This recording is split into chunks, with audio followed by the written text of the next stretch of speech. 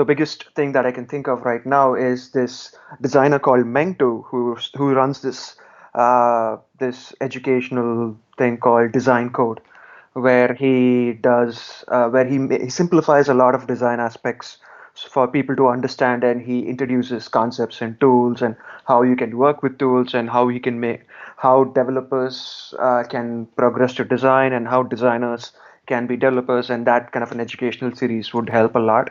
Conversations like, I mean, podcasts, helping people understand what design is and how design plays an important role in their day-to-day life. They might not even know about it, but certain things, their lives were designed around them, and the more they know, the better it is for them. So education and conversation are two important things that can help uh, people understand what design is. I mean, not product design is just a single aspect. I think helping people understand what design is more important.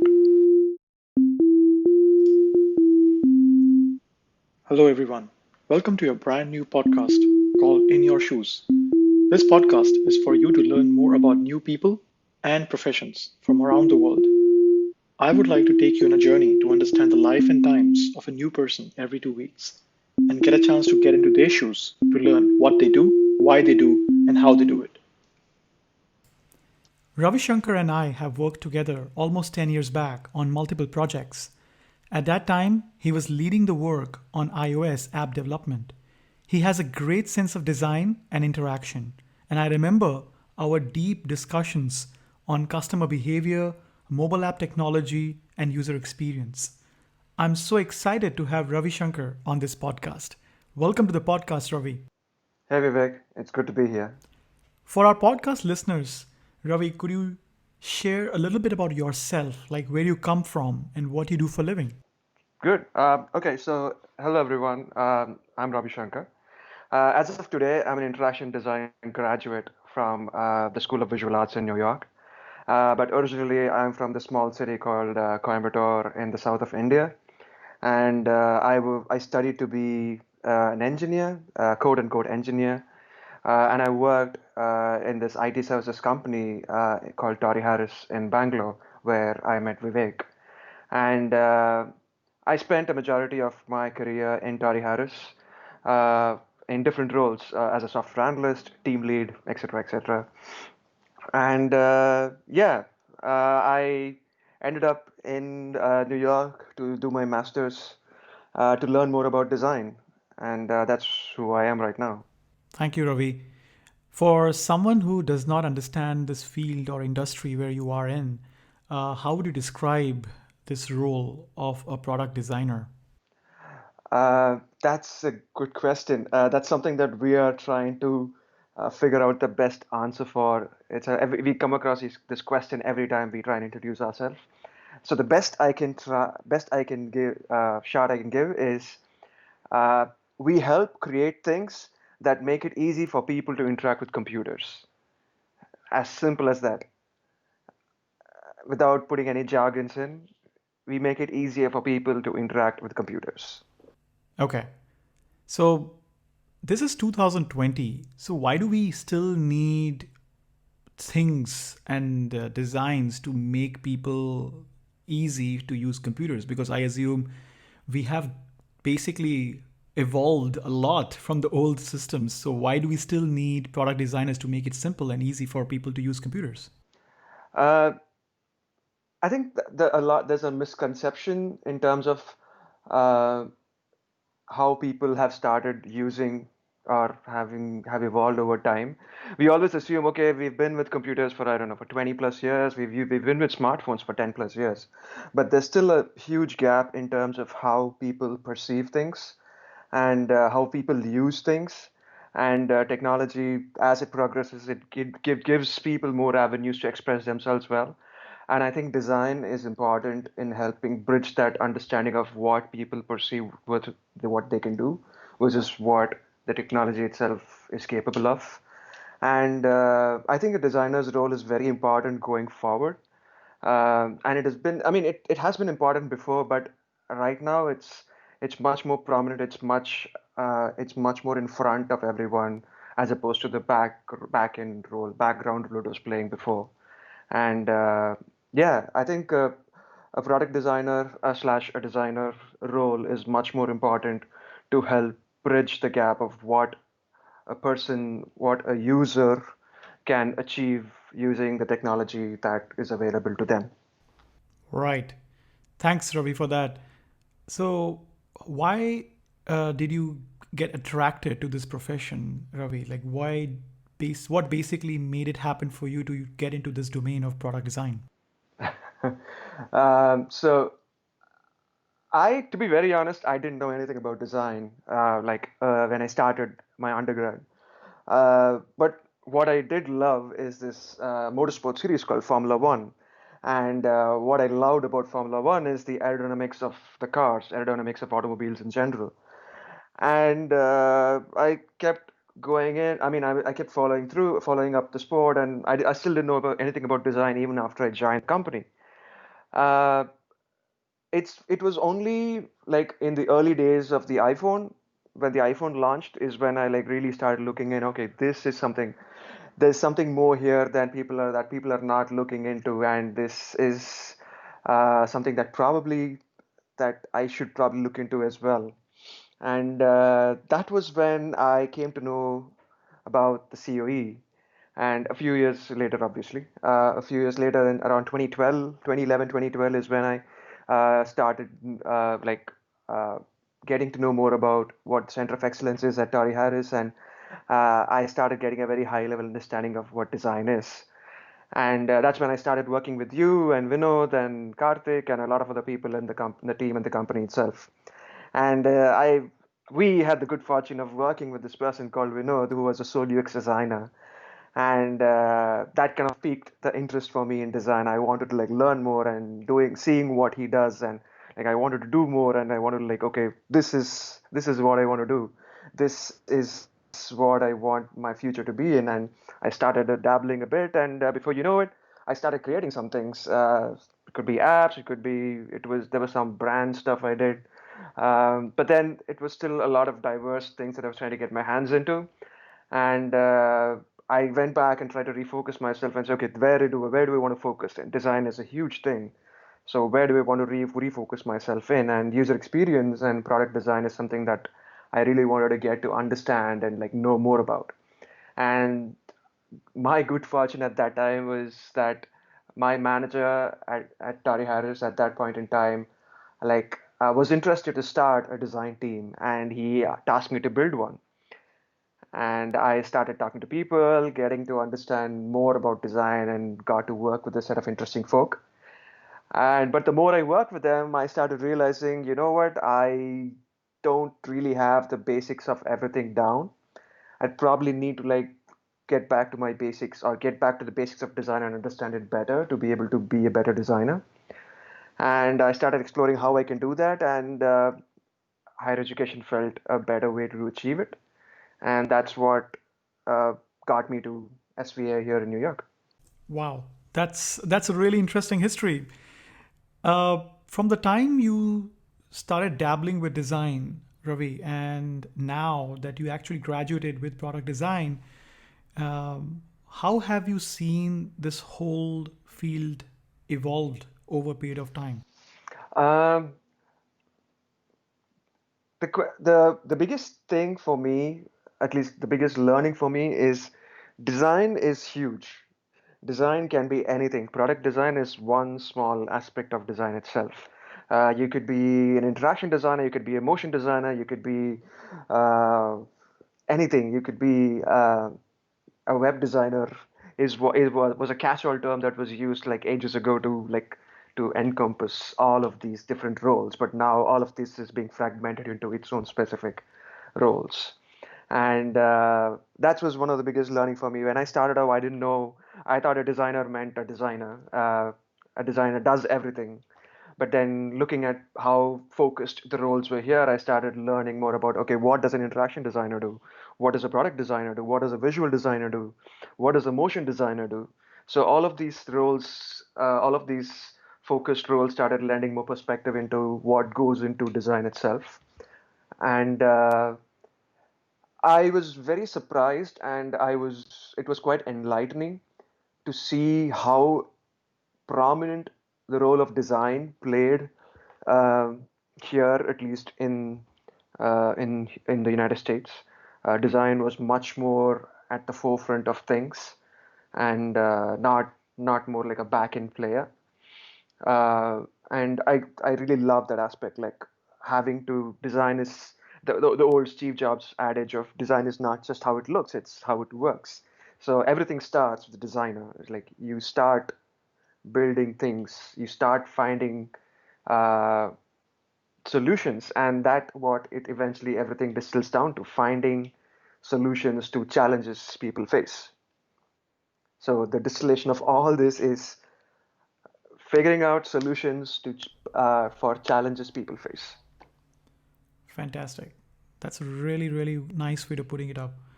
So, Ravi, you also mentioned that you decided to go and get a formal degree and really go and deeply understand it from academic point of view. So, how has this education of product design changed you as a person and as a professional?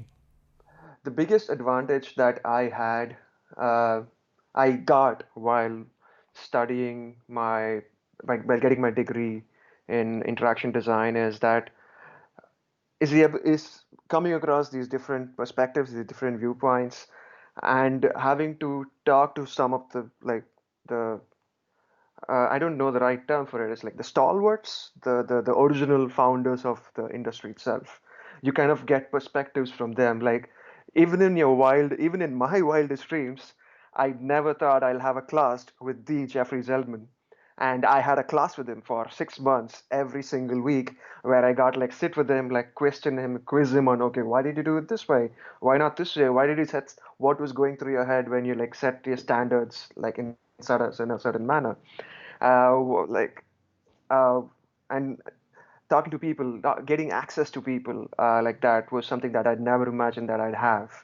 And of course, the wealth of knowledge that they bring in when they start teaching classes, when they start revealing their perspectives is a huge thing as well. And working with industry folk, the exposure that this degree, this particular course and this particular school gives you in terms of working with the other agencies, working with folks in the industry, alongside works folks in the industry, that was a major thing for me. Yeah. If you had known few things now you know from being spending some time in the academics on product design, what would be those things that you wished you would have known maybe 10 years back when you were actually working with designers or leading a team of designers? When I started off, when I worked with Vinod and when I worked with you, I had no idea what was the role and responsibility of designer was. Uh, I always, at that point in time, I assumed design was how it looked. I mean, design was integral, but it was integral in terms of, okay, giving the designer perspective of how the solution builds, and then handing it off, and then taking responsibility of like making it come together cohesively. But only later on did I understand that, having worked with multiple designers, like design is very integral. You have designer has to be like there on the day one, and the solution comes from the designer, and it's not always necessary that the solution is like arrived at by committee. That doesn't always work. Uh, a designer is integral to that, and a designer should have that exposure. Of course, a designer should have that exposure to arrive at the solution.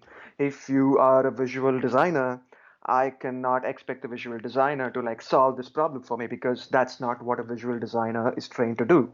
So you need to have the right person to work with the right expertise, and to like find the solution to the problem. Right. Thank you. That's a really, really good way of putting it. So, Ravi, from your past experience working with product designers and now having this education and academic view of the design itself, how do you see a typical involvement of a product designer in a product development process? How do you see that as from your view at this point in time?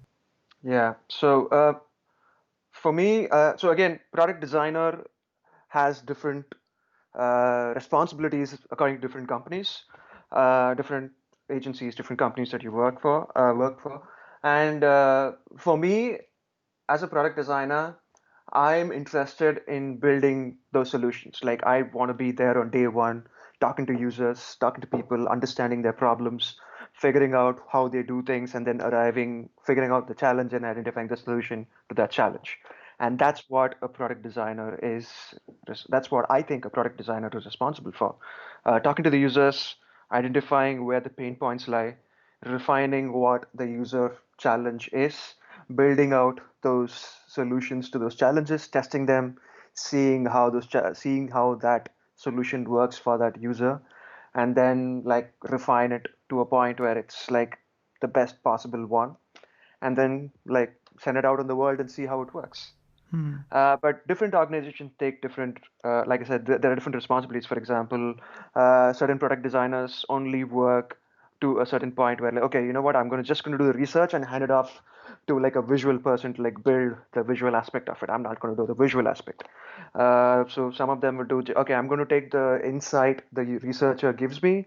I'm going to build the solution and then give it off to like an interaction designer to design how this solution is going to work.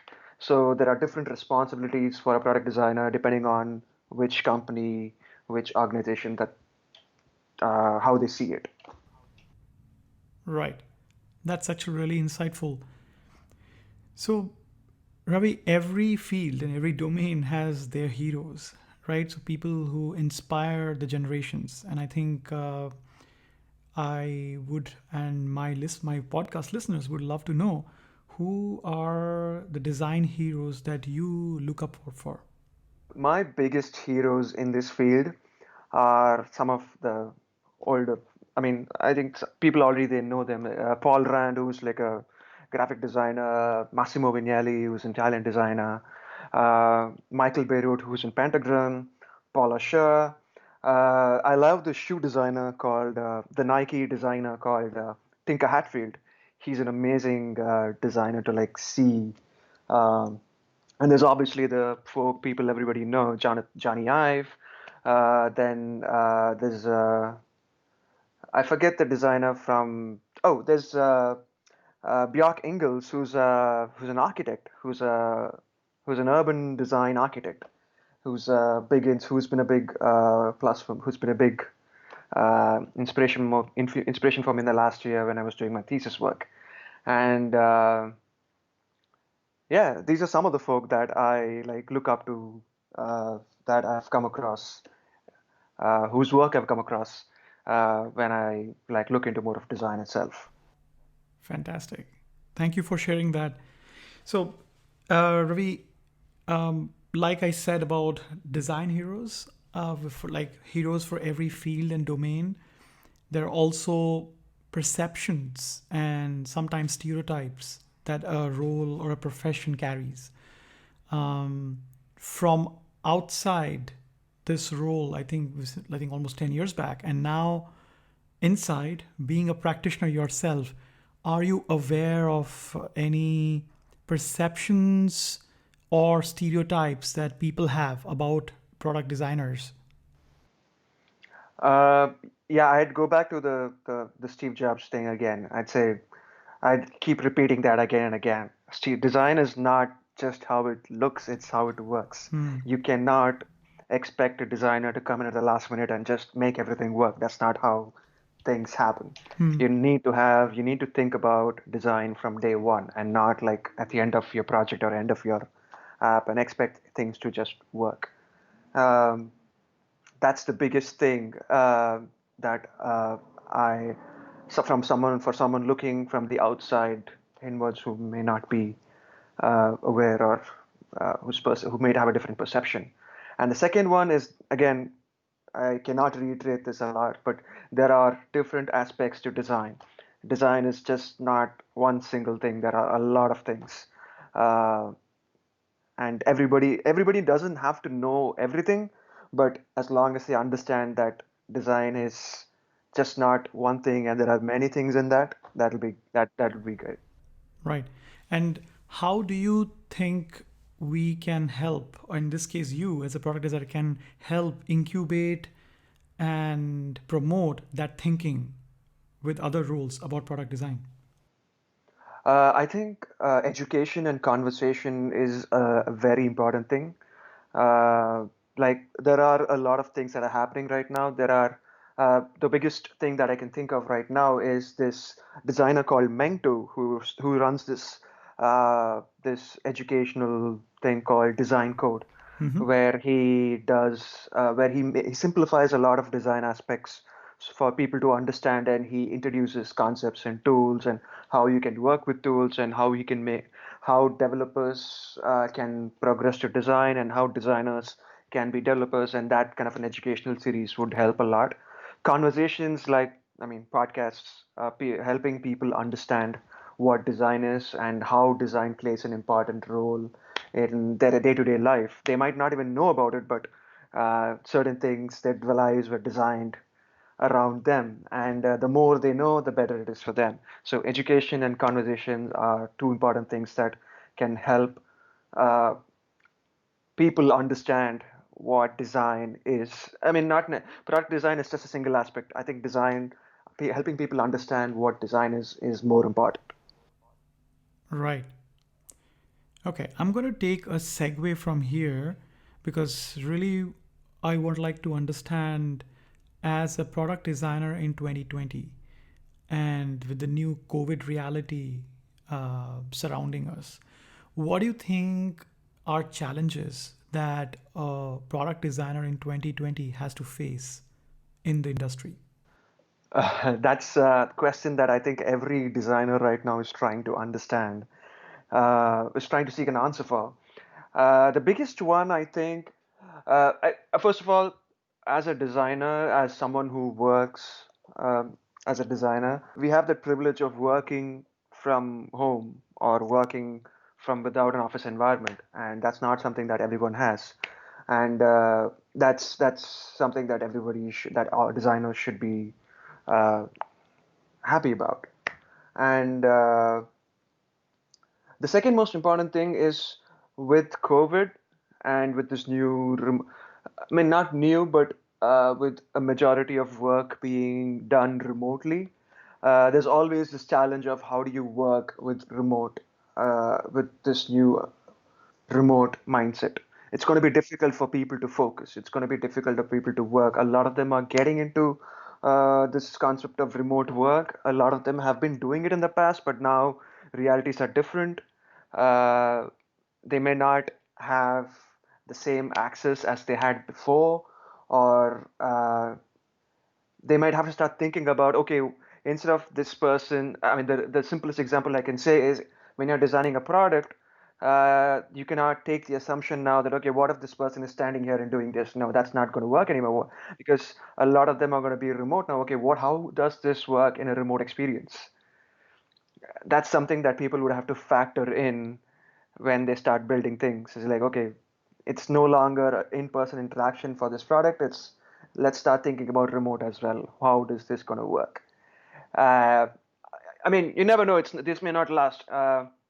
6 months in, 8 months in, organizations could decide that, you know what, remote is not working. We're going to go back to the office and sit together and work. But if there are tools and if there are designers who can figure out solutions uh, to these challenges, you never know. Remote could work, and COVID could be like the game changer that uh, people were looking out for. People who wanted to work from home always wanted. Right. And do you also see design being a solution to some of the problems that we are now seeing coming to life because of the situation that people can be out, they have to stay in their in homes and like not just work but basically do everything without this personal human connection from an outside. So do you see design as also a solution in terms of changing people's life with the whole lockdown and the COVID situation? Uh, yeah, I mean, I'd phrase it the way you did. Design is also a solution. There's obviously a lot of other factors that come into play. uh, design can definitely offer a solution here, and I think it's only limited by what people can do. Like, I mean, if you don't mind, if I take a small diversion myself, Sure. when I started off my thesis, I had a specific idea of what I wanted to achieve, and that was pre-COVID. And but at that point, I did not know how things were going to pan out. But once COVID happened, uh, my thesis took a different perspective. My thesis took on a different shape. Like, well, how would this product work for in this environment? We need to think about a future where everything is going to change because of this, and that kind of helped direct my thesis in a different direction. And well, that kind of helped achieve one of my targets, like help create a better city. And I think that's what is important right now. Designers, people in general, people who are trying to address solutions, people who are trying to figure out solutions to these challenges arising out of COVID, will have to start thinking about where is this going to be in the future? How is this going to work in the future, with or without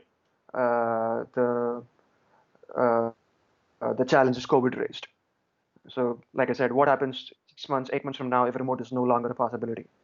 How is this challenge going to work then? Right. Yeah. So I think uh, I really understand how you look at it. So you embrace the reality and you look at it in the lens of design and see what assumptions that you have been having pre lockdown, pre COVID, and just reevaluating if they stand correct. And I think the whole idea I get from you is to be able to embrace the situation and invent and figure out new ways of doing things. Yeah, that's the that I couldn't have put it better. Right. Okay. Let's come back to your thesis. I think you mentioned that you just completed your thesis work. Could you briefly describe what was your thesis on? Sure. So my thesis was about urban design. So Bangalore, the city we all, I mean, people who've lived in Bangalore know that, but see, Bangalore is a city we all love to hate. And a typical Bangalore experience is never complete without getting stuck in a traffic jam. And that was kind of what I wanted to like focus my thesis on. What if I can help solve a traffic jam? But then traffic jam is just not a traffic jam. There are other aspects. As in, did you know that almost 400,000 people die every year in India because of traffic fatalities? And that's a huge number. That's like the highest, second highest, I think, in a study that was done. And a TomTom study done in the last year deemed Bangalore as the most congested city in the world, with 70% of the city being congested almost all the time. And other what, how can I help solve this? How can I do something for the city that has given me so much? Uh, and that's what pushed me to develop this solution called Urban, like a typical 2000s thing. So Urban is this tool for urban designers that powers the development of safer streets. Um Cities and states typically have long-term visions of where they want to be and what they want to achieve by a particular time period. And this is all kind of mired within political discussions, councils, agencies, people, communities, things like that. So what Urban does is kind of bring all of this together into a single view for an urban designer and say, this is the goal that the city wants to achieve by this time, and these are the targets for these goals. So the easiest example that I can give is if you take New York City. New York City has this goal of achieving zero traffic fatalities by 2024, and one of the targets for that goal is to create safer pedestrian walkways. And the designer can like bring everyone across the agency, the community, and the council together onto the single goal, and kind of design for that goal. So everybody knows what actions are being taken for that goal. Everybody knows how the city is changing. The designer can bring in data, third party data, open source data into the tool to kind of like predict how they can design safer streets. This is brilliant. I think this is really really exciting. The work that you have done in your thesis. It was a year long effort. It took me about like 8 months. My research phase alone lasted like 8 months, and to kind of figure out my solution at the end was the aha moment happened like in late February, I think, and that was like something. I mean, I wanted to at the end of the day, I wanted to build something that I was proud of, something I can say that look, I did something that can actually work, that can actually work in the real world and doesn't exist in like a digital screen, just only on a digital screen. So that was my intention of doing this. Right. I think in fruition, I think this will really impact people's lives because I mean, I left the city almost 8 years back and still vividly remember, I think, so many people frustrated and the quality of life just deteriorating because of the traffic situation. And I'm hoping that this thesis of yours can catapult into something actionable that really changes the lives of people living in that city. I hope so too. I hope at some point to be able. I'm actually trying to like get this off the ground, like using my spare time to like build the solution itself. But I'm hoping that at some point, someone from India, some urban designer from India, I'm able to pitch this to an urban designer from India and like kind of like take this forward and like, okay, you know what? This is a solution that exists. Use it and try and see if we can build a safer city. I think I hope someone listening to this podcast should take this hint and reach out to you to get to talk Yeah, further about this. I'll wait for the call. So, Ravi, I think this has been fabulous. So, what I want to really end this conversation is to hear from you some pieces of advice for people who are getting into product design, who are thinking about getting into product design, and what would be the experiences that you would like them to have so that they are prepared for what's about to come in this field.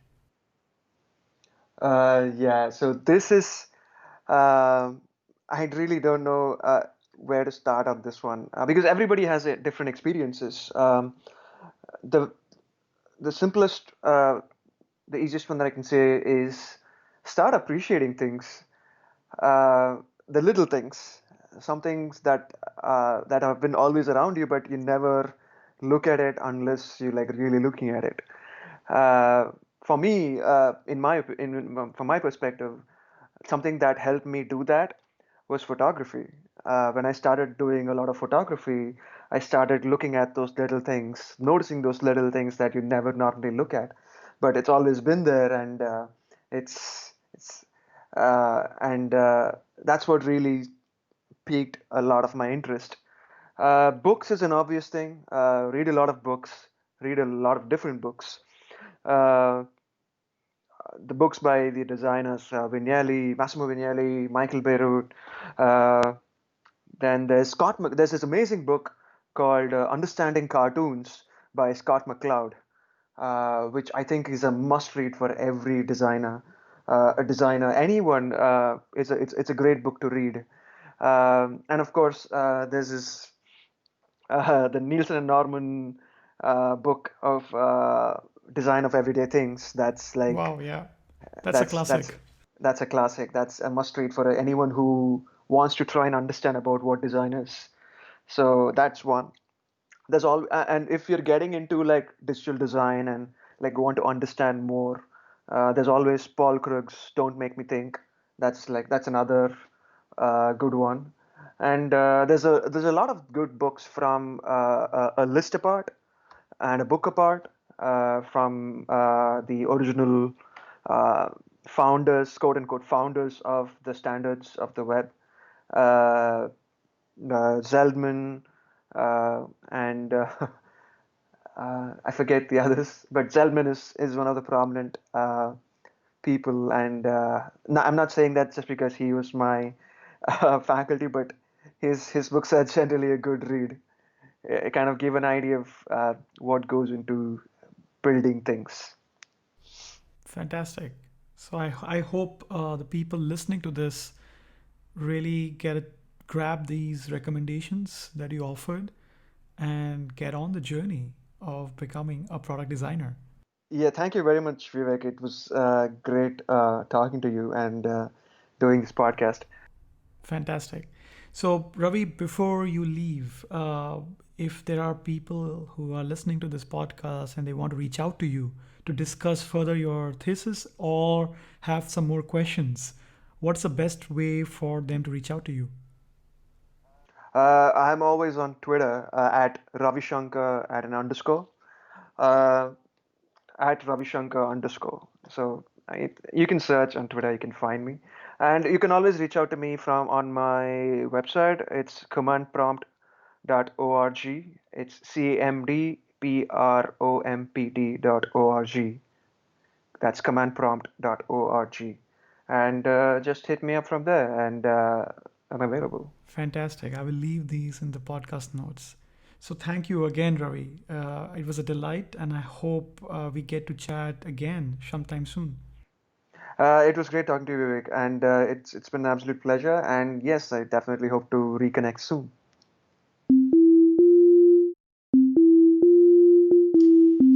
Thank you for joining this podcast. I hope this was useful and you learned a lot. For more such great podcasts, please do not forget to subscribe to the podcast channel In Your Shoes on SoundCloud, Spotify, and Apple Music. New podcasts are uploaded every 2 weeks. Goodbye.